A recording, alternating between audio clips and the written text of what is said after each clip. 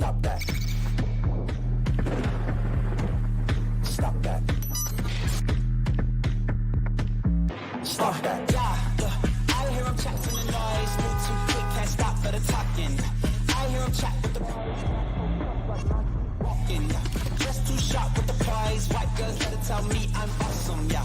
Hot like fire on the pan. If you wanna touch my please use caution. Cold like 0 degrees. I'm out the cage, gotta let out the beast. Revolutionary, gotta let out the streets. Locked in a cage, I'ma let out the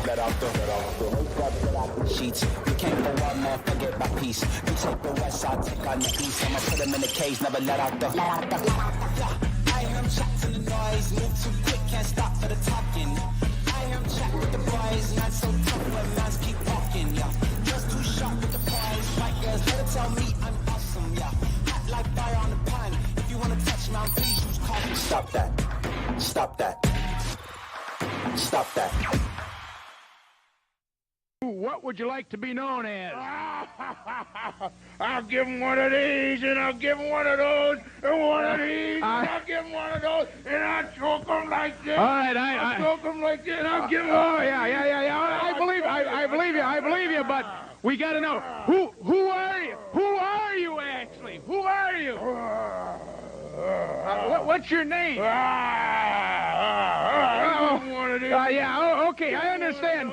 Right. Hey, Sinister, come on in here. Easy, Big Daddy. Well, Big Daddy. Hey, I think we need a little interpretation. Who or what is it? All right. I'll give you interpretation, because that's what they do. He gives them one of these, and he gives them one of those. And you know who he gives it to? He gives it to Bruiser. Give him one, Daddy. Give him one. That's right. That's it. Vance, look at this guy. Hey, what? Look at this monster. Hey, what is this? Right. What's the man? Is that guy crazy or what? Easy, big What boy. Is he? What's with this guy? I'm going to tell you what Who is he? I'm going to tell you who he is, James. All right. Who is he? He gives them one of those, and he gives them one of these. That's all the people need to know. Who is he? What's his name? His name is Monster Number 2, and he gives them one of these, and he gives them one of those. But I thought it was Monster Number 1. He's Monster Number 1, and he gives them one of these. Well, is he For weeks, months even, during the regular season, I wondered aloud what Kevin Stenlund did. And then about 3 weeks ago, it hit me. He gives them one of these, and he gives them one of those. He is Monster Number 2, a top 6 player for the Florida Panthers thus far in this series. You cannot crack Stenny, essential to a penalty kill unit that has been marvelous. Forsling is Monster Number 1, by the way, because he's got Kucherov in his hip pocket, and maybe it doesn't jump off the screen because a lot of the work is being done off the puck. But Forsling has shut down, outside of Connor McDavid, and at least for this season, the premier power play weapon in the league. The Florida Panthers are up 3-0 in their series against the Tampa Bay Lightning. And the group chat had a good feeling about it, Chris. And we tried to tell him. We're going to give him one of these. And give them one of those. I literally told you this already on the air, that they would win in 5, but they could possibly sweep them on Saturday. Roy, don't interrupt the beat. Sad. I'm going to give you one of these and give you one of those. You got puck, boys. Okay, you can do the Tony Kornheiser thing. Puck. You going to Tampa, Roy? Possibly, yes. Possibly going to Tampa. What's tomorrow? When you Still unknown. Still unknown. Chris Cody and got these going on. You guys are going to Tampa? Oh, yeah. Roy, carpool. Puck boys are going. Carpool, Roy. We got plans to make here, so yes. How am I going to get a broom into the arena? That's the real question. You got to tape it. So I've tried, as someone that has tried and failed, to smuggle something into Emily. I tried to walk in casually. That's the name of the arena, not a person. Wait. Say it again. The name of the arena, please. Emily. Okay. It sounded for a second like you said you tried to sneak something in anally. And so that's probably how you got to do it. He didn't tell us how he tried to sneak it in. That's my friend Mochetta. I will not be doing that. Yeah. So I tried to bring a rat in, and they said you're not allowed in this building with that thing. And so we Plastic walked wrap. out, and then my friend Mo, keistered it and walked into the arena.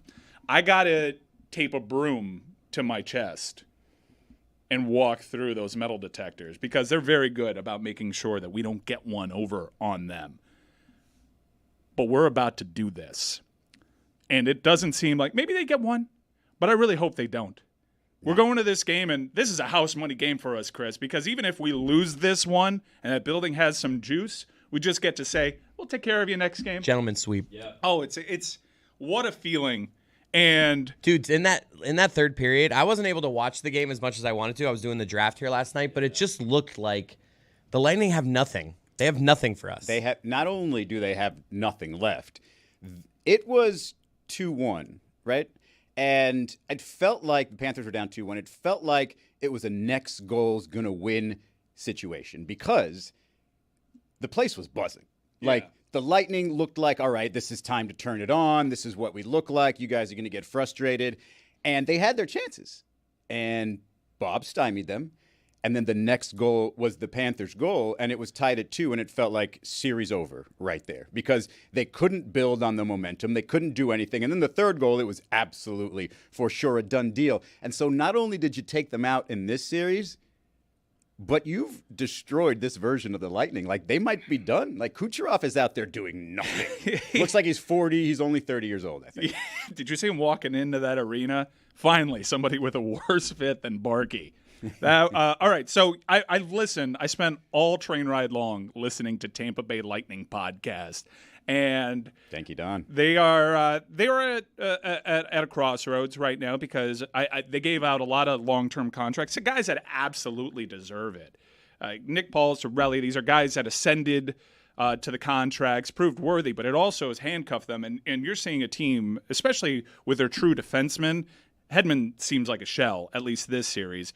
They need some help back there. They're putting Vasi in a tough spot, and Vasi's been great this series. I think. And as much as I hate him, they miss Fat Pat because they really don't have. Who's the guy? Dude, who's the guy that's mucking it up? This was the analysis that we provided when everybody had PTSD. And we were telling you, yeah, they're a good team. They have 88. I understand being scared, but really important role players for that team. Guys that would throw their body in front of shots and wouldn't necessarily jump off the screen to you. Guys like Killorn, guys like Fat Pat. These are really guys like Palat, who was an immensely clutch player for them. They had to phase them out because they stopped doing the long-term injury reserve trick that Vegas is presently benefiting from. And you're seeing Florida's depth right now. And by the way, this is something that Florida's going to have to face after this offseason.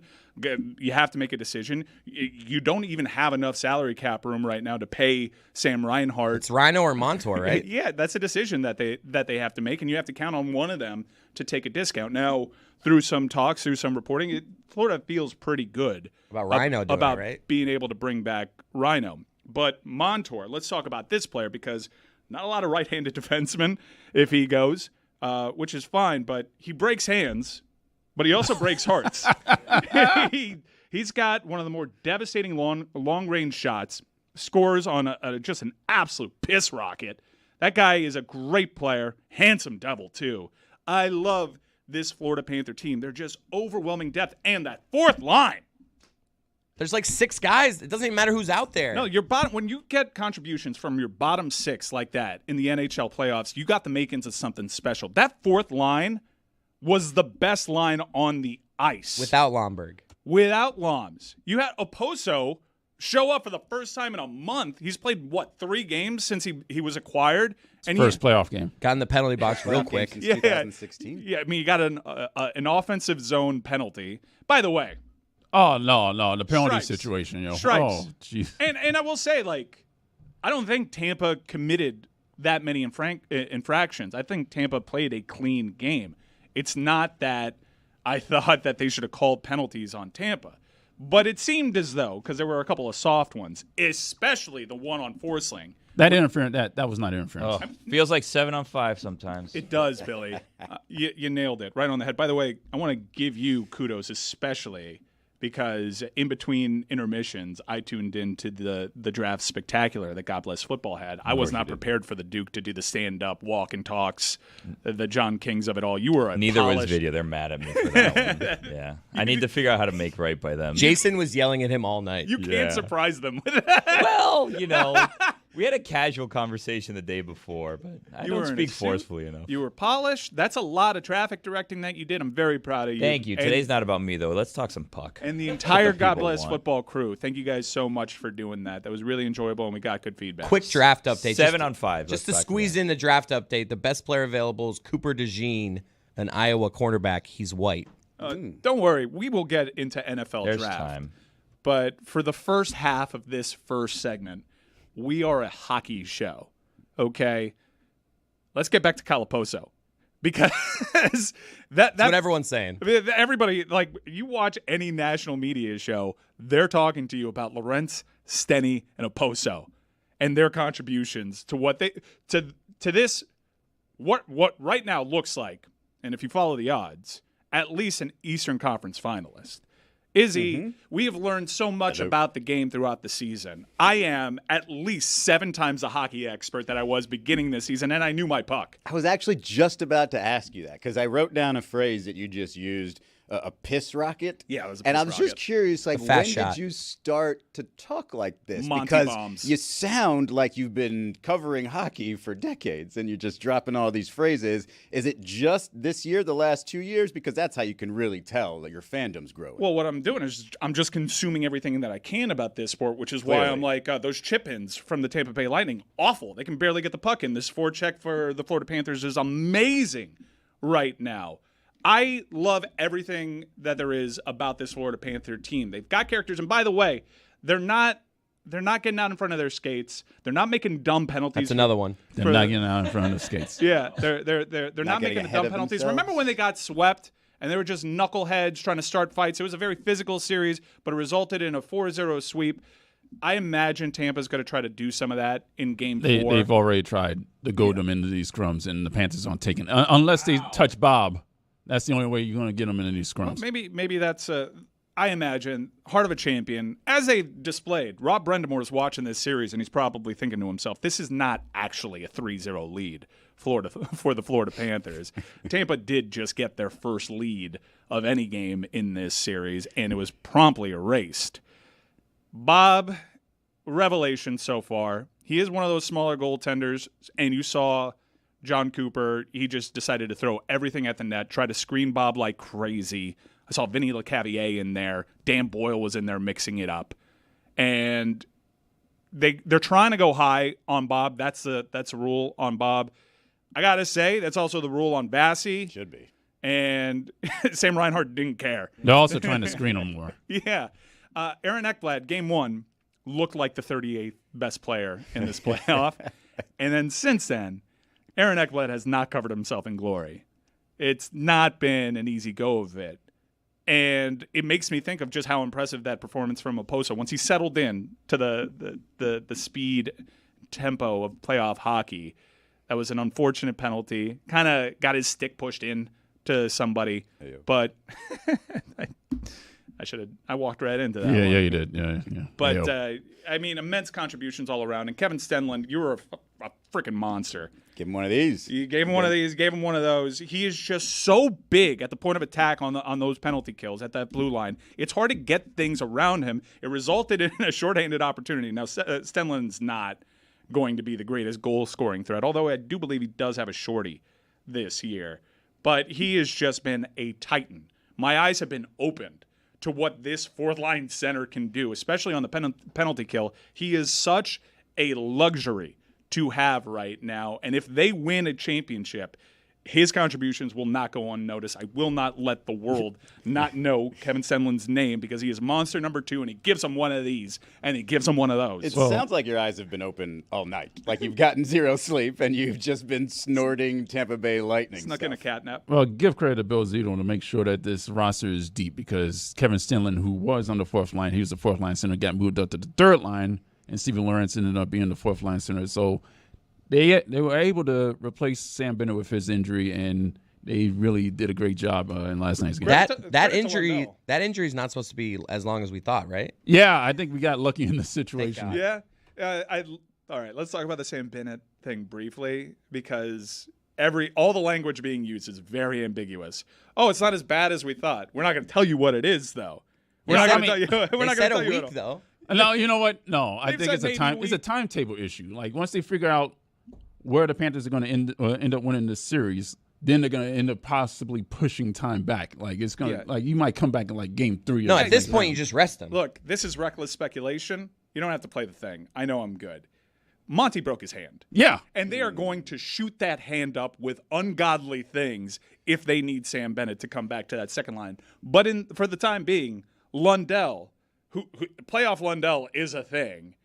I mean, making brilliant passes. You saw Tkachuk, the first person that he went to after he scored that first goal was what a frickin' play. And he said the F word, not frickin', to Lundell. And this team's just got the makings, bro. My worry right now is, remember right before the Stanley Cup final, Vegas got tested a little bit as Dallas clawed back into that series, and so Vegas was in a little bit more of a rhythm. And it looks like this Toronto-Boston series, which is super confusing, is going to go the distance possibly. So you're going to have that rest versus rust thing. But with Benny's hand and how immense of a player he is, I'll take the rest. Out of the Metro Division, it looks like the Hurricanes might just end up sweeping the Islanders, so they might get rest too. So that could end up – it's definitely going to be Rangers and Hurricanes in that situation. Whoever survives that series is possibly going to end up playing the Panthers. So this is going to be an interesting couple of rounds coming up. What goes into your planning for going to Tampa tomorrow? Like, you need to decide. Yeah, well, we got to come up because I got to do content for this thing for me to go. So I got to come up with a content plan, and then I got to figure out travel. You know, segment one stuff. of your content plan is telling everybody how right you were. Yeah. And not scared. That's the whole plan. Were you scared last night? Down 2-1? That's all I was thinking. Is Roy scared? No. We touched on this briefly yesterday. You're planning a trip to Finland, and that was approved. Why can't you go to Tampa? That wasn't approved yet. Oh. Yeah, that's the thing. All right. As far as me being, scared last night, I was a bit worried because the beginning of the second period, it looked like they were playing against the entire bench on the ice. It looked like all the fans came down on the ice and the referees. Boys were buzzing. All momentum on Tampa's side. But the ice tilted? The ice tilted that way. But yesterday you said you were never scared. I said I was worried. All it took is one day. No, I said I was worried. I was a tad worried. The guy was bone crusher up until last night. I was a tad worried. There's a wax ball of emotions. Juju, I know you were on draft duty, and I know your fan allegiances are scattered. Hockey, has it done anything for you? Are you a puck boy? Yes. I love the Florida Panthers. Yes. Roy has gotten me into it, the hockey show with him and David Dort. I be actually locked into the show because they be doing fun stuff with Rose. So, this has been an exciting time for the playoffs for me. I want to know what team scares you, though, Roy. Like, what level of the playoffs will scare you? I think I'll wait to the conference final. It's Carolina. Carolina is looking something fierce right now, and they're favored to win the Eastern Conference at this point. It was kind of neck and neck towards the tail end of the season, and now Carolina is, I think, depending on where you find it, I think DraftKings Sportsbook had them at plus 400 to win the Eastern Conference. Conversely, on the Western Conference side, the lowest seed in the Western Conference, the Vegas Golden Knights, are favored to win the Western Conference. They're presently up 2-0. They got to do something about this long-term injury list. Yeah. It is. Wait a minute. I thought last week we were talking about the Golden Knights, how they didn't have a chance or something. I never said that. Roy said that. That was me. Roy I said the Stars were the better team. Yeah. And then what you didn't account for was like two menaces coming back into the Vegas lineup, making them essentially the deepest team in the league. They're not even playing Aiden Hill. Not even. No, they haven't needed to. They haven't needed to. No, it was poor form by Roy to overlook the heart of a champion. Vegas is something fierce. I mean, the Lightning have a heart of a champion too, and they're down 3-0. Okay, well, more recently, their heart pumps championship blood. Right. Their heart was taken from them. Their heart was taken from them. Yeah, That's the thing that I love about being able to watch. I can't quite talk hockey the way. Piss Rocket, by the way, I understand the rocket part, but why piss? Piss Rocket can apply to mostly any sport. Soccer, baseball, you can hit a piss rocket. Monty bombs are piss rockets. Pelvis. Like, why is it a piss rocket? They're a piss rocket in football? There's like piss missiles. Yeah, pistols. Does Justin Herbert throw a piss rocket? No. He can have a piss rocket. I can't talk it like you can, but watching and you hear. I mean, No one watches it like you, though. I've been on Around the Horn for like a dozen years, 15 years. Like I've talked about playoff. Man, hockey when my without eyes are actually open, knowing. I'm looking at that thing and I'm watching it. Thank you. Sometimes I watch and I say, God, I wish I had Izzy's eyes to watch this thing. I don't know what the 2020, hell baby. I'm seeing No, here. you're Can't wearing talk glasses. it. I'm not wearing glasses. Yeah. It's a little switch See, up. Billy can talk it, but he can't watch it. Yeah. I can now walk know. it. Can't watch it or talk it, though. Sorry, What go on, playoff Izzy. hockey is. And it really just comes down to an effort situation. Like it's just, in the neutral zone, who makes life more miserable, who can sort of recover and still, get back defensively. It's really, that's all it feels like. What about And when puck you luck? watch- Well, I mean, there's a lot of puck There are luck. 50-50 pucks. Pucks off the post. It's pinching the puck in deep, and Florida did this several times over. It's just we'll milk 20 seconds off the clock by physically trapping this puck into either our zone or your zone, doesn't matter. It's not letting the other team breathe. It's relentless, and it's also sacrificing the body, which is what Tampa Bay did so well and effectively against this Florida Panther team in their 2 series wins previously. Florida was absolutely trying to pepper Vasilevsky, but those shots wouldn't get across the line. And you saw it, like, they're still capable of it. Stamkos made But you have to want to do that. Sorelli All the also, like, Sorelli got beat up last night Yeah. blocking these shots. incredible I mean, effort from those guys, and it just hasn't mattered because Florida's better. And we said to win this series, they got to stay out of the box. That was not the case. They did not get a single power play. All right, That's ridiculous. The one penalty that was called, and again, I didn't have an issue with them not calling things on Tampa. I think Tampa played a clean game. The one penalty resulted in a 4-on-4. They got a goal. That Forsling thing was such BS. And they got a goal out of it because Forsling skated back onto the ice. It was shortly after the power play expired. Yeah, you're stuck out there as a forward. Yeah, he's trying to follow the puck. He doesn't know what's going on. You have 3 defensemen out there. It was a direct result of their own guy hitting their own guy. And whatever, that's going to happen. In fact, in listening to all these Tampa Bay Lightning podcasts, the lament is, well, we're not getting enough power plays. It's not even that Florida's playing a clean game. They just want more power plays because that's the only way this team really knows how to do it at this point. They have the best power play in the league, right? During the Yeah, regular but season? guess who's found one of the best penalty-killing units in the league? He gives you one of these, and he gives you one of those. We've had a lot of practice at it this Yeah, year. we're the second most penalized team in the a league. lot. You know what I learned from the Florida Panthers, though, from last year?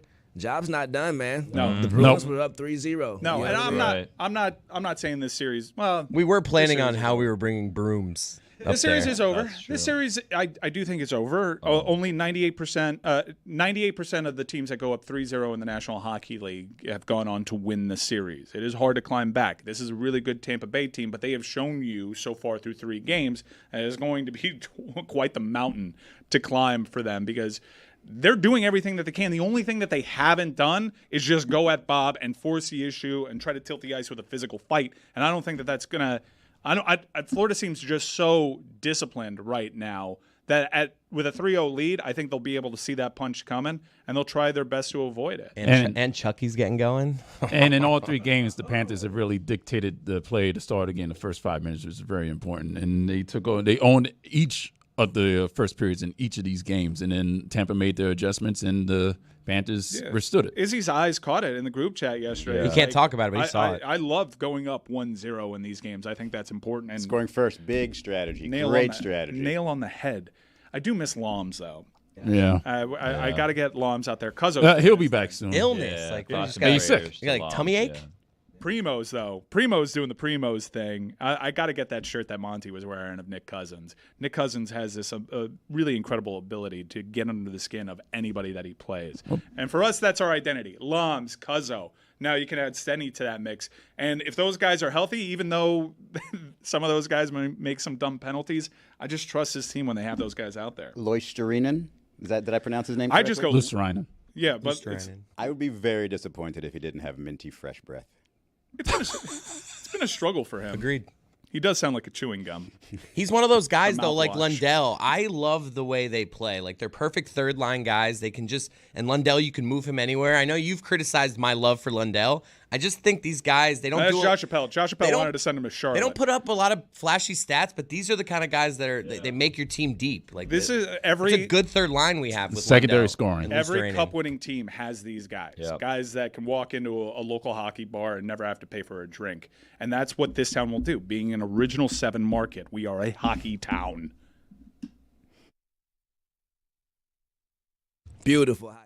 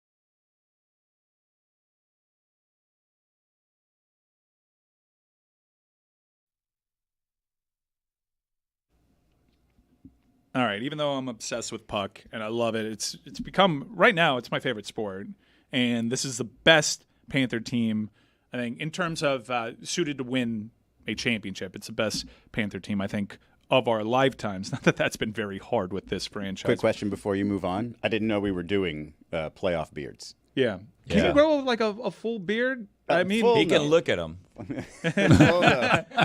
In the mirror. yeah, we've been doing playoff beards. Okay. I mean, I can't. If I did try to do like a little chin beard, is that okay? Yeah, Yeah, yeah. totally Cheered. fine. I mean, look, you look across the bench, and there's some patchy ass beards over there. Yeah. Not everyone can do it. I'd be It's funny rat-faced. that Paul Pierce was like criticizing the lining on my beard. Yeah, He's but like, I that's have not to- on you. That's on your barber. Well, Travis I don't Kelce. think he had anything. He just didn't have anything. He just went to the. Pain was high. Paul Pierce. Whoa. Reckless speculation, Whoa. please. Hit the button. Whoa. it's just I saying. liked him. I thought he was great. He was great, but do you remember what Paul Pierce's beard looked like when he played? Ratty ass thing. Patches. Who is he? He looked like he worked on carburetors all day. Yeah, and also I think there's a shortage on porcelain because of those chompers. Those but, teeth are not his. No, come on. He's but, our teammate now. Yeah, but we will. okay. No, Paul Pierce sucks. Oh. Everyone knows this. He remains blocked. He sucks. All right, so we will move on. I wanted to talk some draft, but we'll kick that can down the road because the Penix thing was unbelievable. I feel for Atlanta Falcons fans, and it's weird how everyone gets up in arms because I got a second round grade on that guy. How do you take him? I ain't cheating. We're gonna trade back. Get your guy. But it did seem a little. The value didn't necessarily match up with where people had it. Can I ask a hockey question before we go away from hockey? And this is a serious question that you're not going to take as serious. Oh boy. Are the Panthers close to being what the Heat were in terms of like this is the winningest franchise down here? No other franchise is getting to where the Panthers are. I don't know if they have the star power. Well, they don't have a championship yet, but if they win a championship, are the Panthers there? Have they surpassed the Heat? No, you're getting way out in front of your skates, my friend. I'm just Skates. asking the question. Well, Roy, what do you think? No. Oh, The Miami Heat have an incredible track I record. throw you a bone here. This is a flash in the pan, relatively, for this organization. I appreciate that. And we've mentioned they've got some salary cap things staring them at the in their face right now. Also have good players locked up for a long time, like Yeah. Kachuk Yeah. and Forsling. So this they should got the core. It but should they also last. don't have draft capital. They've given up a Capital, ton of draft picks to get the roster to where it is right now. Are they more respected nationally than locally? Is it more because of the sport that it's, the Northeast, maybe even in Canada, people know the Panthers We more got than down here? we got the chief propagandist on TNT occasionally, and Wayne Gretzky. That dude is straight up a Panther fan. He is often at the games. He was shouting out ownership. I did not appreciate the Dale Talon shout out. Oh, Not great man. at that. I don't know if Wayne Gretzky is angling for an ownership stake. That would be it'd be welcome. I know his family is often there. I've seen DJ there, Paulina out there. But you can't get a better national ally than number 99 Yeah, and Paul Bissonnette as well. I mean, he's been all over the Panthers for the past 2 seasons. He's the only guy on Chicklets that stuck with his conviction. They were gassing our team up all year long, saying that we were title contenders, and then Biz is the only main character that picked them to win this series. Yeah, he having 6, I think. Yeah, he also looks a lot like my Nicaraguan friend Joel. Like he just looks just immensely like him. What's his name? Biz something? Paul Bissonnette. Is he Nicaraguan? No, I don't think so. He's a Maple Leafs Canadian. fan. Did you see that video of Anthony Edwards doing an interview, and he had a bottle of Gatorade, and he kept like sort of going up to take a sip and never actually took a sip, and it became kind of like when you're waiting for the little thing to hit the corner of the screen, and he never took a sip. Like the DVD loading screen. Yeah. They called it edging the bottle of Gatorade, but it's one of the funniest things I've ever seen. Well, let's Talk talk about the hockey right quick. Okay. Who's the MVP? This is amazing. I keep trying to clear the zone, and you got your forecheck's unbelievable. Right, who is the MVP in hockey? I don't necessarily know. It's probably going to be McKinnon. Nathan McKinnon. Yeah, it's probably going to be Nate McKinnon, who just plays just an incredibly impressive style to watch. Really fun. He's just this great rush player that also has great ice vision, sets up his teammates. He end-to-end hockey player. Because he's a center, he does a lot of work defensively, whereas Kucherov, I think, as you can see in this series against Forsling, he's playing that Huberdeau game, just like off to the side trying to quarterback it, and Florida's just clogging all these passing lanes, not giving that guy any room to breathe, really. And it's easier to shut down a player like that than it is a Nathan McKinnon, who's just a force from end to end. For my money, Nathan McKinnon, I had the hot take, and McJesus is just arguably one of the greatest skaters in the history of that sport. Connor McDavid. Yeah, Connor McDavid. He had We know who he meant. five helpers in the first game. Also, Roy, I know what the MVP in hockey is called, but for Juju, could you tell him what Hart the MVP trophy. is? It's the Hart trophy. Everybody knows. Oh, there's 2 trophies though. Bunch of There's puckheads one back here. chosen by the writers and one chosen by the Players Association. So there's the Hart trophies. Yeah. No. There's no trophy. No, there's I the forgot Hart the Trophy, the Biden Cup, But and then the Writers Award. The Hart Trophy is the most important of the 2 MVP trophies. Yeah, for my money, I think it's McKinnon. Kucherov has a great stake in it because Kucherov against top 10 teams, 2 points a game. You look at that Tampa Bay team. There's not a lot of help there. Braden Point's been active. Hagel's been active. The results haven't been there. Stamkos has been really good, and Stamkos is there again. They're finding themselves, these teams with longer runs, they have to make a decision on Stamkos, and it seems like he's definitely on his way out. He could be here, Yeah. I heard. I've heard rumblings. Florida's not, after they pay Rhino what they can pay Rhino, they're going to have to make moves and some tough decisions, and that's what champions potentially have to do. And you have to find a way to redevelop these guys, and they're going to have to try to do it without draft picks because that's what got them there. Now, Bob is up in 2 years. Yeah. Bob is up at a $10 million number. And let's say, dream scenario, all the glory to Bob, wins a Conn Smythe. He looks at his where he's at in his career, knowing that he's made his money. By the way, Bob is about to pull off, potentially, his second sweep of the Tampa Bay Lightning. In Columbus the Blue Tampa Jackets, Bay, right? in the Tampa Bay Lightning golden era. I'm getting one of them Bob shirts. Yeah. Salute to Bob. The Bobbery? Yes, sir. Did you know? Do you know that there's another MVP, the Conn Smythe? Do you know what that one is? Me specifically? Yes. Absolutely, of course. What is it? Yeah. Come on. No, he's man. just here to take a What's quiz. it like? He's just not here to take a I'm quiz. not trying to take up all the time. Yeah, It's- it's you're right. It's the MVP of the playoffs, and it's Yeah, the everybody entire knows. playoffs, not just the finals like the NBA does. Early favorite, Chucky or Bob?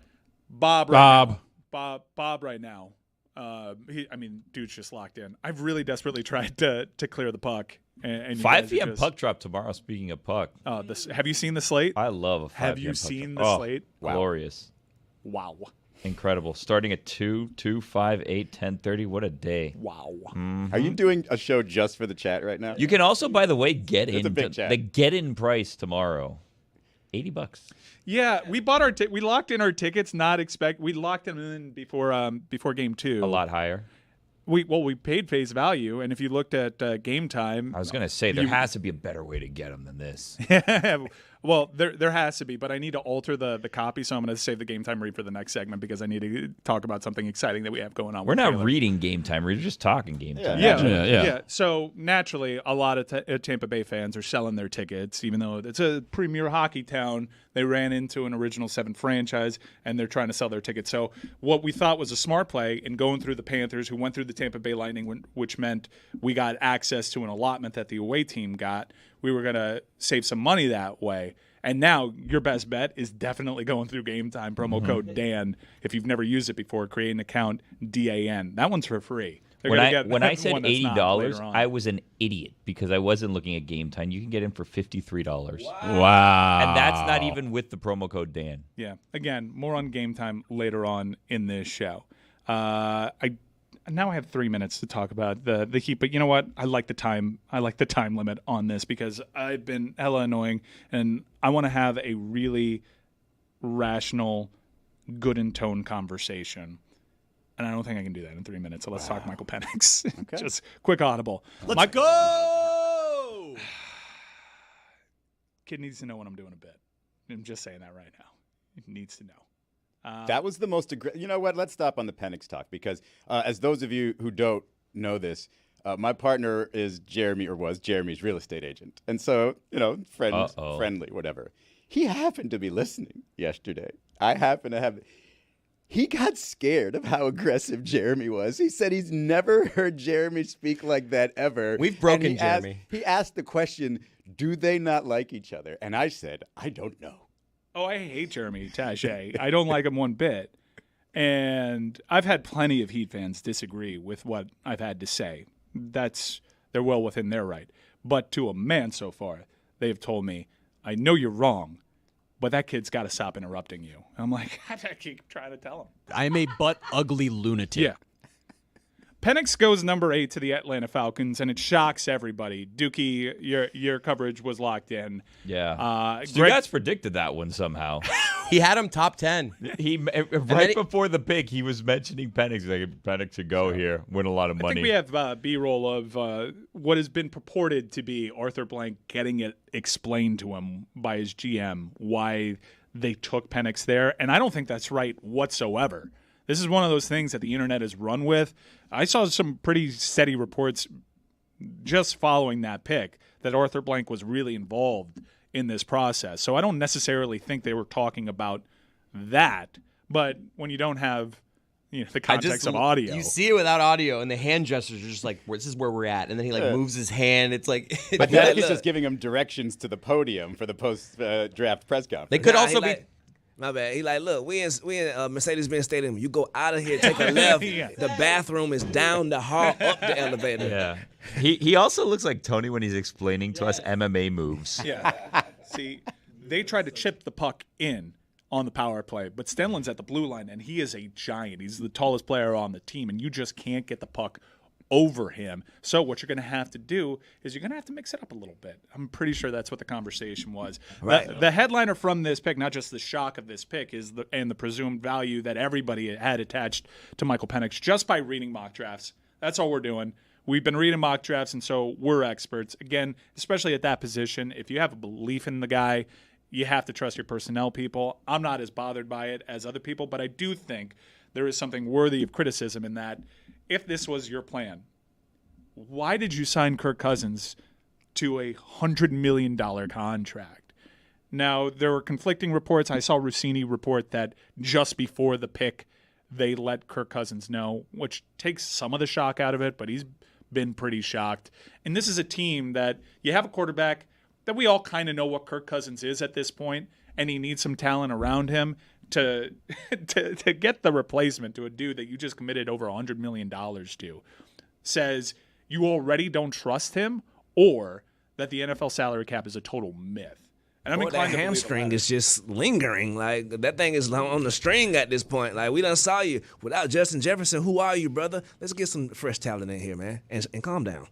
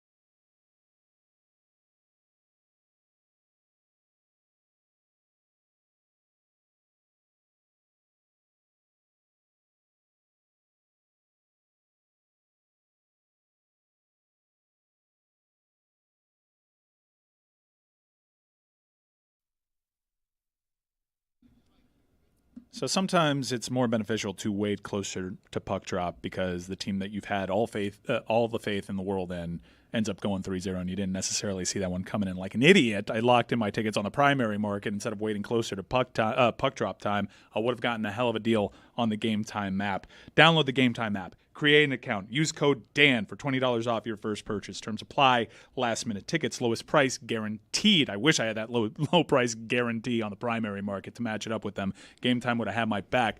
But Game Time is also helping us out with a little exercise that we're doing with Taylor. Taylor, rough go of it. And by the way, we found out exactly why Joel Embiid's body language was bad after that Game 2 loss. He didn't want to show his face because he's currently battling through Bell's palsy. So T's and P's over there. A 50-point game, dealing with everything he's dealing with right there.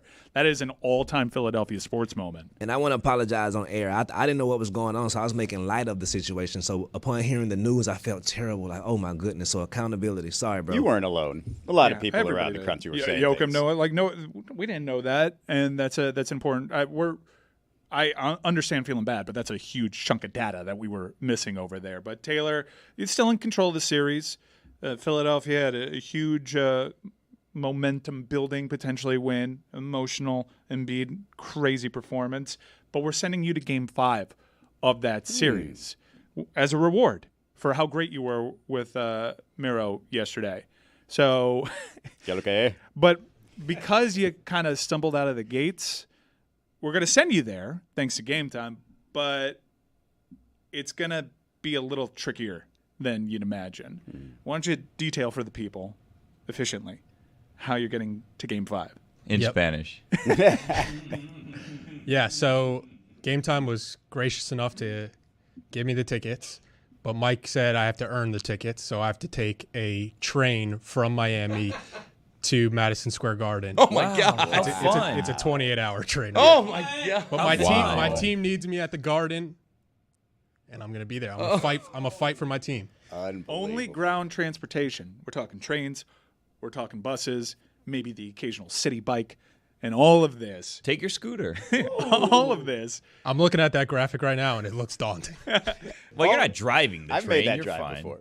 Yeah, exactly. The drive stinks. You're in a train. They're doing all the work for you. Just sit back, relax, and enjoy the East Coast of America. For 28 hours. Yeah, so if you want to play the Game Time promo code game, because I know a lot of you out there are sly, and hopefully you've already used promo code Dan, we've got a special promo code for Taylor's trip from hell. Download the Game Time app and redeem code Trip from Hell for $20 off your first purchase. Terms apply. How many hours again is this trip? It looks like 28. Are you going to be speaking into a Timbo? Maybe the boot will come back. You're going to be Okay. You're going to be doing all that stuff. All right. Wish you luck. When do you have to leave? I think the train leaves Monday at 9 a.m. and I get to New York 11 a.m. the next day. What'd you think of the Jets pick last night? It's an all lineman. Never too exciting. Do you come back on train also? TBD. Oh, no. So no. If the Knicks lose, I'm not coming back. All right. Well, thank you, Taylor, for that. All right. Let's pivot to let me take a deep breath. Rational Heat conversation, because I don't necessarily think I'm saying things that aren't already openly acknowledged by the fan base and by the organization just because of their offseason pursuits and failures in trying to acquire talent that is better than what they presently have. And I don't want to take anything away from Bam Adebayo. I really don't. And I want Bam on this team. My primary hope, even though I've occasionally said in character voice and emotionally, like, blow it up, if they fail to get another superstar to improve this team, then I think that's an option that you can look at. My primary hope is that they add a superstar to this team that is better than Bam, that is better than Jimmy, without having to give up any of those two players. They've tried this for several years. It hasn't worked. I think Bam Adebayo, I agree. When Amin says he's the best defender in the NBA, I think he's an alien. He's uniquely qualified. He's got this skill set to be a defensive force. But if you're evaluating why you failed to acquire superstars, it's because your offers haven't been as good. Or there's collusion by the NBA. You don't think that there's a Pat Riley success hurting him? You don't think that there's an element of, I'm not going to be the one who lets Pat Riley fleece me. Yeah, And so therefore I'm not going to make the trade with that guy.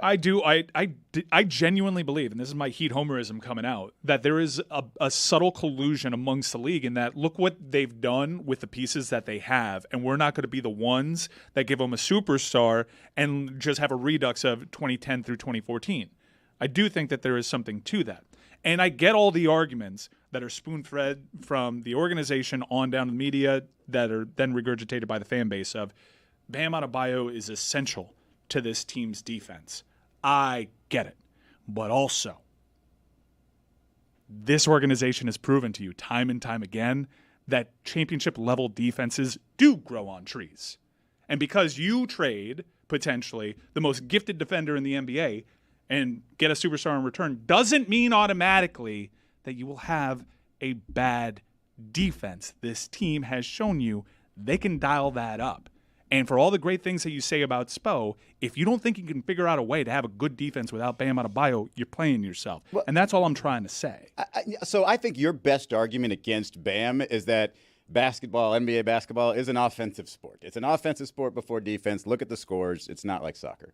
No offense. Sorry. Soccer didn't need to take that stray. But when you talk about being a fan, do you just want move pieces around, get me the right thing, put on a uniform, and go win me a championship? Or do you want something the way the Celtics have done it, where they sort of fought through everybody telling you trade one of those two, they're not the perfect pair, and now they seem to have found the right pieces around them? Because if you say next year that they are in a position to potentially get Donovan Mitchell, where maybe it's the right situation because it's a franchise that doesn't really have a history with him outside of a couple of years, is willing to take on something else and say, hey, we'll deal with it. We're the mid-franchise, a small franchise. We know. You're counting on Dan Gilbert to play ball with Miami Heat. Effectively. And if that happens next year and you have a Donovan Mitchell, Jimmy Butler, and Bam Adebayo pairing with still some pieces around them, and you say, wow, this team could be overwhelming, aren't you then, at that point, looking at the whole picture and say, man, we did it. We got to the finals a couple of times. We improved. Now we're here. This is our cash-in moment. I'd say we did it. And much like the pursuit of Jimmy Butler in 2018, where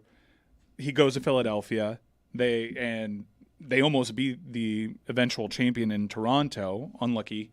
Jimmy Butler was great in that series. They get Jimmy Butler for the same asking price that they could have had him for before, but Pat Riley didn't want to give up certain pieces. You never know what would have happened in that season. Jimmy Butler, with the pieces on that roster, and keep in mind Dwayne Wade was on that team having contributions, he would have deferred to Jimmy. That could have been a frisky team. It was a team that didn't end up making the playoffs. But the pursuit of Donovan Mitchell, they've had several, and it hasn't worked out. Now, if they end up landing him, I guess you can say mission accomplished, but it doesn't take away from the fact that they could have done this sooner.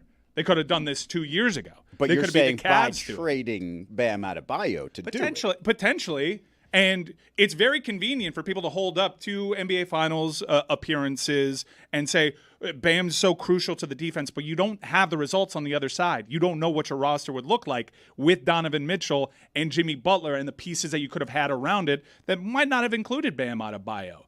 I have faith in this organization, unlike the people that are yelling at me who are just totally satisfied with back-to-back play-in seasons, that you find it impossible for this team to find success without Bam. I'll tell you right now, they're never trading Bam. Like, they're so tied in with Bam, more so than even Alonzo Mourning, because this franchise didn't draft Alonzo Mourning. Which fair. If they get the superstar without giving up a big piece, then but fine. But you say that, right? But look at what Bam is doing. You say superstar. DeMar DeRozan, probably a superstar, a star at the very least. Star. You put Bam on that star, absolutely shut him down. Bam, the center. Yeah. You put Bam on Jason Tatum, a superstar. Yeah. Look at Jason Tatum's numbers. No guts. Okay. Well, so what you're saying is, so now you're going down the list of a first-team All-NBA guy and saying, that guy's got no guts, so would you trade Jason Tatum for Bam Adebayo? Okay. I think you're just... Counterpoint. You put Robert Williams on Bam Adebayo. What the hell happens? Is it a one-man team? Is Bam Adebayo? It's just like when you're playing the 76ers, I don't expect Bam Adebayo to get many points, all right? Because somebody's going to eat him up. You said it's an offensive league. Right. He gets enough. He gets enough off of his teammates, but what he does on the other end, and it's not just taking that one guy out, because, and this is the sort of propaganda that I'm accused of writing by yourself as well. Yeah. When I said, you're part of the quoted problem. Spo, You're part of the where problem. I asked him, the whole thing, why he decided to put Bam on DeMar DeRozan, and he said, I was looking for inspiration. And who else? And like, you can't quantify that. You don't know what that actually means. But if, like, just like we talked about with playoff hockey, it's an effort thing.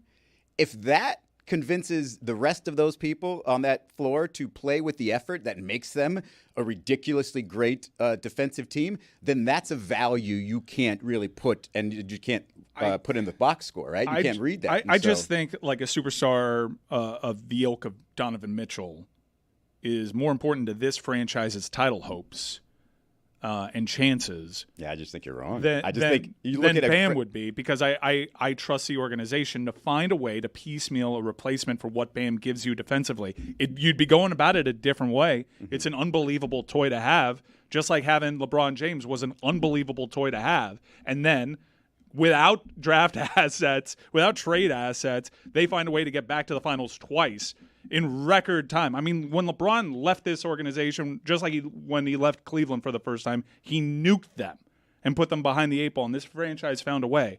I think that they can navigate finding a way if they ever had to bring themselves to the point that they had to trade Bam. Now, I don't think that they have to. I think that the Donovan Mitchell scenario is a good one. It's ripe for them to finally do this thing where we can acquire a superstar that plays ball the way that Damian Lillard did. You can argue maybe he played it a little too aggressively. By the way, both of those guys want to play with Bam. Yeah. Not with Jimmy, not for the Heat. Play with Bam. That is a factor.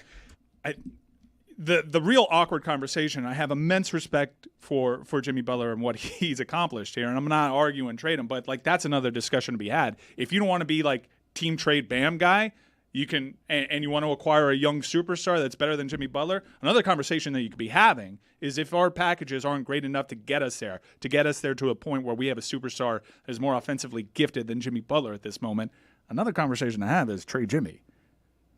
Trade Jimmy for who? Like Kevin Durant? No. Wait a second. I mean, that's actually a great idea. That's a great idea. That's a great idea. I mean, it's just the recent years are littered with offensive talents that they've tried to do this thing. No, we'll give you Tyler Hero. Remember the hubris of this Damian Lillard pursuit.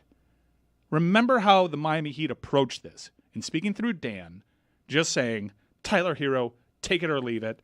And that what results in is that franchise not calling you for 2 months and spite trading Damian Lillard to a conference rival. But they said Tyler Hero, take it or leave it, because the Blazers were basically like Jimmy or Bam, or we're not talking. And so it was a standoff from the beginning. It takes two to stand off, does it not? And I don't think that Portland's the first franchise to say, no, your offer's not good enough. We want Bam. And the Heat have made the conscious decision to be like, well, no, we value Bam. And it's resulted over the course of 2 years, 2 NBA Finals appearances, but also 2 consecutive play-in appearances. It hasn't resulted in a championship. There can't be a lot of history of that. No. I know not playing, but even 8 seed, it's just such a weird couple of years. And 2020 was a year to do it, because if Bam stayed healthy and Goran Dragic stayed healthy in that series against the Lakers, as they proved, they could hang with him. It took an all-world performance. The lasting image from that bubble, Jimmy bent over because he's exhausted. But that series could potentially go a different way. Is there an example anywhere in sports history of what the Heat's last couple seasons have been, where they struggle the whole regular season, but then make it's Vegas Golden D2 Mighty Ducks with Emilio Estevez? Man. I think that's why Heat fans are so splintered, because it's such a weird couple seasons. Yeah, I think it's been fun, but it's like point. Nobody knows what to make of any of this. It's an excellent point, and the only thing that I can really combat it with is, I know the finals appearances, but they're just not championship holding Larry above your head. Well, can I offer you this? Because this is I don't know if this is just because I'm older growing up here, but I grew up watching the 90s Heat and praying for a finals appearance. Like the finals itself, the stage felt so distant. Yeah, but Michael Jordan was in your conference. But that doesn't matter, because after Michael Jordan, it was still that, right? 2005. Do you know how hard it was, how much it hurt that Dwayne Wade, because he had to take a shot in the rib, it's the only reason he could play. They lost to Detroit Game 7 at home. just I was there. to get to Unnecessary, Rasheed Wallace was yelling in my face, "Show him that ring!" I was like, Jesus, God. And so it felt like such an accomplishment just to get there. And when they got there and they lose those first 2 games to Dallas, I'm just like, well, this is just how hard it is. Like, it has to. And then they won. It's just like, you can't like take for granted how difficult that is and how good it makes a fan feel to get just to that level. Oh, last year felt great, especially the path that they took, getting vengeance on the Bucks after they tweeted out, "This ain't no bubble." Remember that? Because they swept Miami the year after the bubble, and they thought that was a legitimate championship. When if you hold the two up side by side, I mean, the post-COVID is still lockdown kind of adjacent year of the Milwaukee Bucks. That one's looking real funny in the light. And last year's path was super fun. And you get to the NBA Finals, and you go up against a guy who potentially no one has an answer for. No one has an answer for. And you realize we're not just like we're not remotely close to this team. We don't have an answer for this team. And yes, I'm with you. I wanted a finals appearance when I was a kid in the 90s in the worst way. But a lot of that was because Michael Jordan was dominating the conference. The path is here for this franchise to get, as they've shown. They've done it as an 8 seed. They've done it as a 5 seed. And they're a victim of their own success. We sound like the spoiled kid that gets to go to Disney every year. Yeah. And it's like, I need to go to Disney every year. And if I'm not at Disney, I'm not happy. I want the championship now because I'm turning into like post LeBron. Some kids only go to Disney like once in their life when they're like 9. But and that's it. You mentioned the Denver. Buffalo Bills, I'm sure after the fourth one, were like, we want to win it. Too soon. They wanted to win it. Mickey Mouse and the Heat. But Denver, if you look at them, are one superstar, one star, I would argue, in Jamal Murray, and a handful of perfect role players for what they have. Who would you rather have, Jamal Murray or Jimmy Butler right now? Right now, Jamal Murray's healthy. But if you're asking me if they're both healthy, probably Jimmy. Yeah. You hedged a little. No, he's more settling, like independent of Nikola Jokic. I'll take the cop out of just like, well, Jamal's younger. He said probably Jimmy. No, I would take Jimmy just because. He changed. Look, show me Jamal Murray leading a team. Let me know what that looks like. I'll tell you, it doesn't look anything like it does when he's next to Nikola Jokic and running that pick. Well, he was kind of like leading the team when he was going toe to toe in the bubble. Because Jokic was there, because he had, it's not like a 1-for-1, 100%. It's hard to evaluate. Jamal hasn't even made an All-Star. I mean, Aaron Gordon looks like a totally different player, but a perfect role player. Yeah. Like, you're not paying him through the roof. You're not paying Michael Porter Jr. through the roof initially, right? Until they prove that they're perfect for you, and so you can do that with Miami if you are Miami. Tyler Hero, an imperfect fit. Okay, maybe you find the right one next to him, although that is even still debatable. If he if he plays the point guard role, and that's what he's been working toward for the last several years. If he plays it the way he did in Game 2, there's no fixing that. He does turn the ball over. He's never going to fix that part of his game, and he's a playmaker, but it's a lot of pick sixes going back the other way. I think we know what Tyler is at this point, and in years he's prior, Jamal Murray. He's a fringe all-star. Whoa. At his peak, he's a fringe all-star. That's what Jamal Murray is. At his position in his conference over the course of his career, it's been a lot harder for Jamal Murray to make it there, and he had a pretty devastating injury. I don't think they're remotely close. Let's talk again in 5 years. when Tyler's not on this roster, done. yeah. All right, What set the day is calendar. 24. Can we talk again in 5 months? Come on, you get to walk that one back. You get to the end of the segment to walk that. That's one back. fine. Look. Maybe the conversation is to have Jimmy, but I just assumed. Invoking Jimmy's name as someone that you look at when you're trying to improve this roster, I felt like that was sacrilege. But it seems as though Bam is in that class. And Bam is like the analytics nerd's favorite player, and I think the Miami Heat fan base is really well educated in part because they had LeBron, and they were really plugged into analytics in ways that other fan bases didn't have to be. But I also trust the organization, and that's the argument that Heat fans are making. But we're making the same argument, and you just can't get over the fact that I'm invoking something that draws so much emotion out of you. I think it's abundantly clear they have to do something. Now, they can stick to the plan, and maybe in year 5 it works out because all the stars are aligning. You have a superstar saying, I want to go to Miami, and I'm not going to do this long-term deal. We've tried that before. It hasn't worked. Maybe this is finally the time, and if that's the case, that is sign me up. That is my preferred option, to keep these people that we have emotional connections with, that have won Eastern Conference Finals before. Add someone that is the most gifted offensive superstar into this team, and it'll take you, with this staff and this front office, it'll take you where you need to go. But I have 5 years of evidence that suggests that plan doesn't work. And you've potentially missed out on a championship because of it.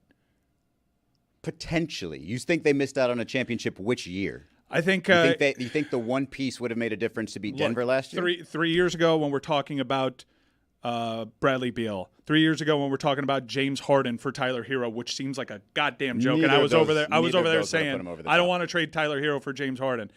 The 3 missed pursuits, I think, on Kevin Durant.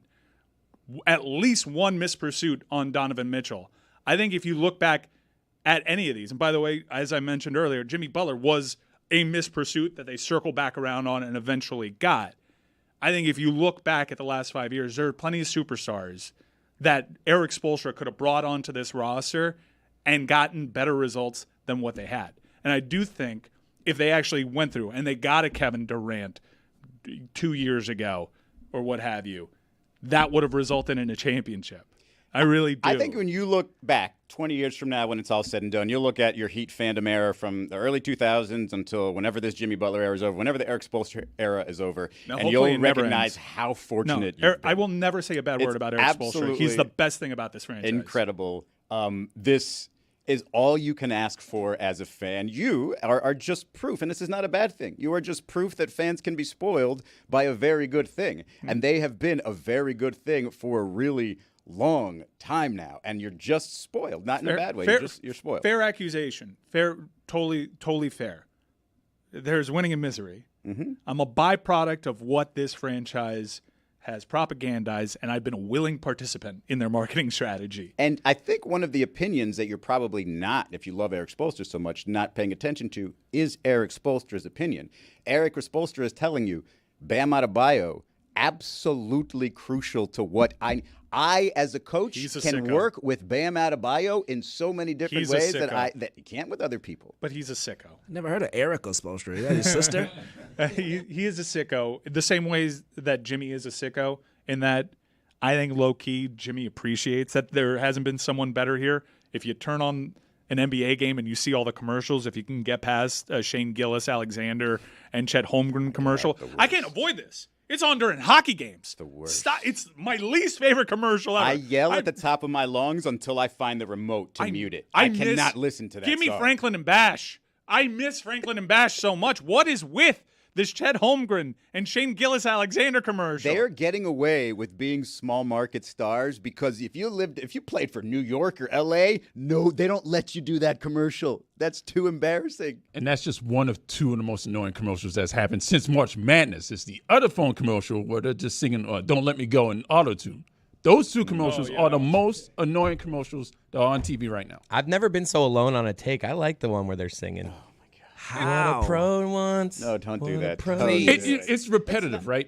It's the amount of times they played it. Yeah. My point is Jimmy doesn't get all these spots if he doesn't have this roster construction. And I think part of Jimmy's whole deal is I want it to be hard, and I'll say nonsensical things about our chances to win this championship because I want to prove that I can be the number one on a team that everyone discounts. I think Spo is kind of built the same way, that he low-key, he sees that injury that happened to Jimmy Butler, and he's like, I'm going to go into the TD Garden. Yes. And I am going to steal one from Joe. Bam's on Team USA. Jimmy isn't.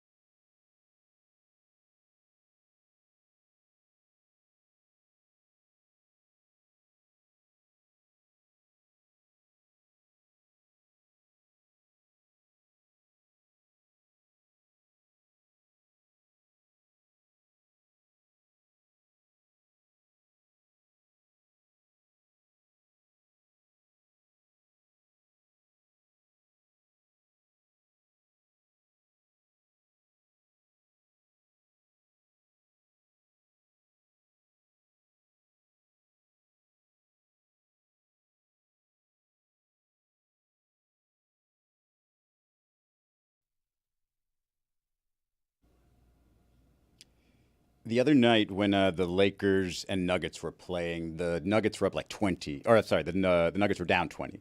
And I did an in-game bet, which is the first time in my life. And I was like, the Nuggets are going to win this game. Like, they're absolutely going to win this game. And then that was the buzzer beater with Jamal Murray, and, got a couple bucks out of that.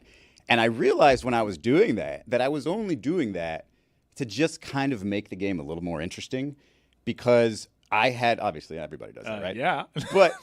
But it was because I just wanted to watch, and I knew that Denver, I could have comfortably turned the TV off and said, Denver's going to win this game, and I have no interest in seeing how the Lakers are going to fall apart. The Lakers, to me, with LeBron James, have become so boring. Like, they're deathly boring to me, and I'm curious what this next stage in LeBron's career is, because it's always going to be a championship chase, although the other side note of him playing with Bronny is that one little extra plot that he's got there. But what is that going to look like, and what does it have to be to get you excited? Because don't forget the IST. That's an important thing. It's a banner that they hung. IST. They've also I complain as a Heat fan that has gone to 2 NBA Finals, not won one. They've won one, but outside of that title in the IST, been a very confusing experience for LeBron in Los Angeles. Yeah, and so the appeal for LeBron currently is, all right, we've got this guy at 39, 40 doing this.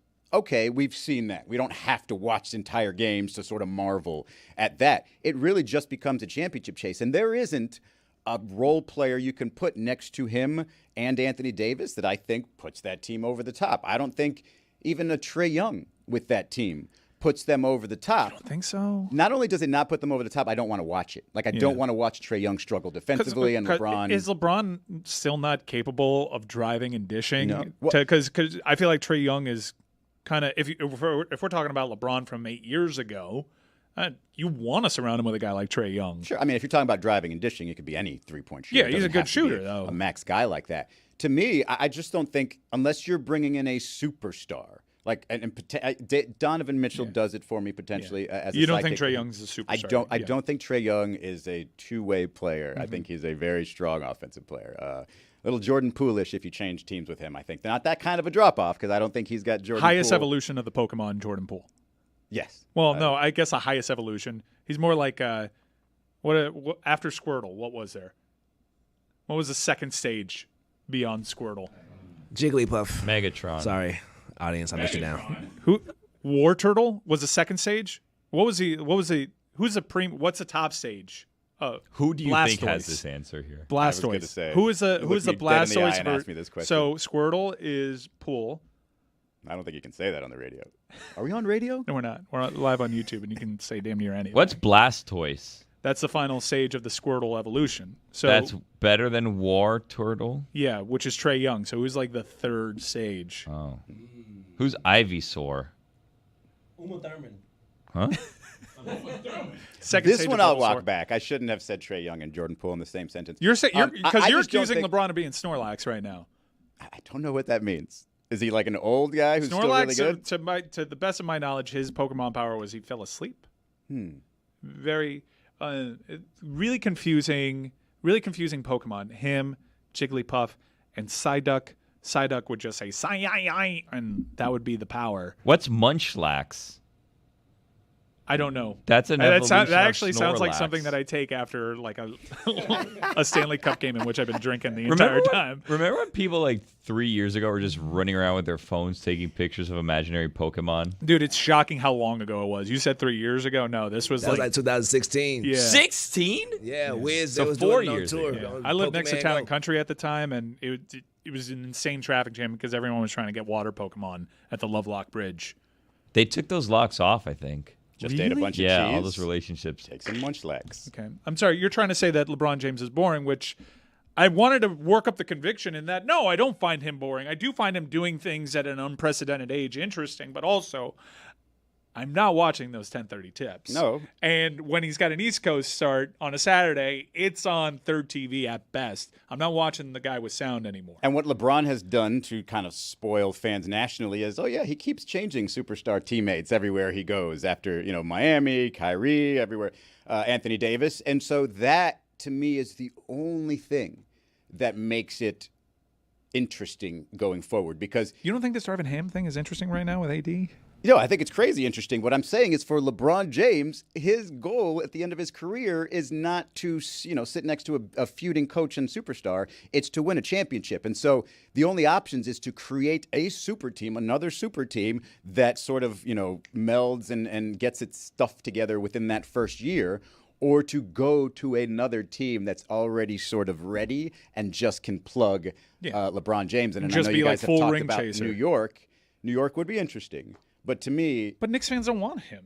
It's right, bizarre. And I also don't think it's ready-made. Like I don't think you plug him in and that's absolute championship.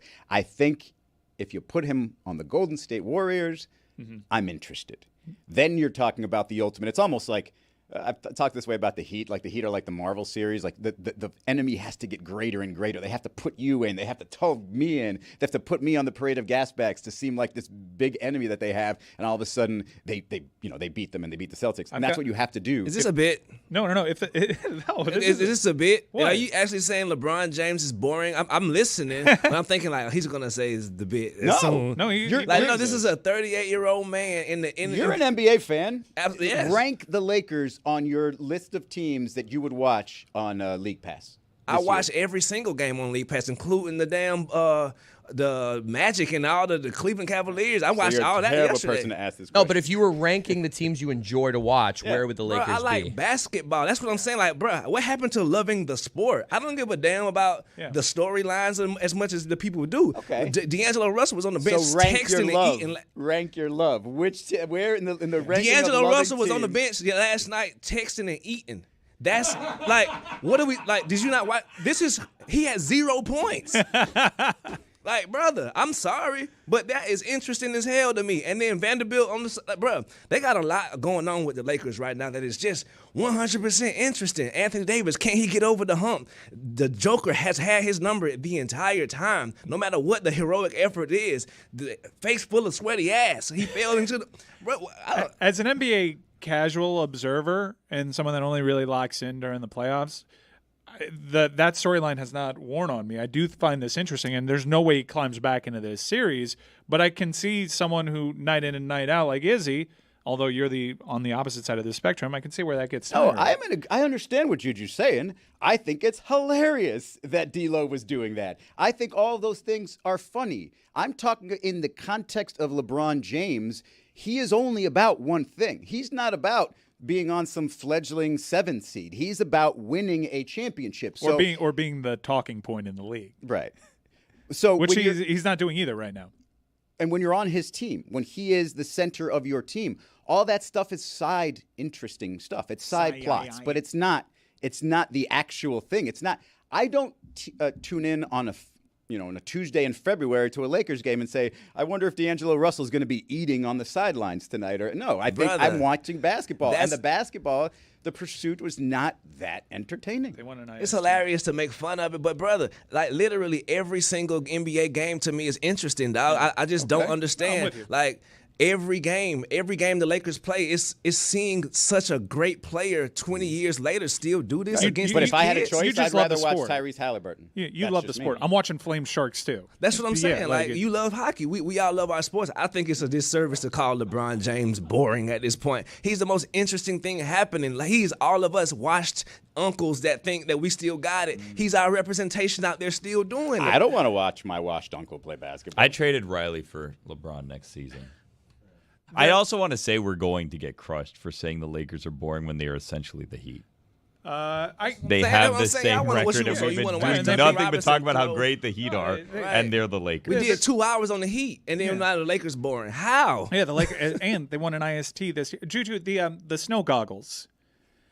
I've been crying all morning. Rough night for the Bills. Tears from my eyes just showing. The Bills did Juju so dirty last night. The whole draft, Juju is just like wanting the Bills to do something, get a receiver, and then they get to their pick, and the Chiefs, their chief rival, trade up and take a receiver. It was from the Bills. The Bills night. traded their pick to the Chiefs to have the Chiefs come in and take a receiver. And the last time they traded, wasn't it like there was a Patrick Mahomes tangential Bills Chiefs thing? So you think it's going to go the same way? What I'm saying is, your swag is such that you walk in and no one notices I really noticed that you're wearing snow goggles. Where that goes completely different for me. Say I just decide I'm gonna wear snow goggles. I don't know. I think you try. I think you try it on Monday or Tuesday next week and kind of see how it goes. You think we'd go like an hour and a half without mentioning it's the not fact that I'm even wearing just snow the goggles? snow goggles. It's the nose piece, like over. Yeah, the you got top. like a scuba mask. Yeah, It's literally holding the tears, bro. It's insulation. Like the Careful you Chiefs don't drown. call my phone. Guess what?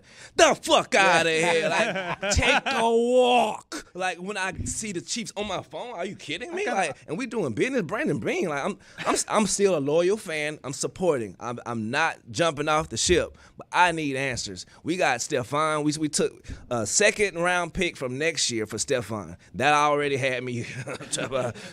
And now we do. It's not the trading of the pick. It's doing it with the Chiefs, who are, why would we contribute to making them a decibel better? I've got a question for your NBA fandom.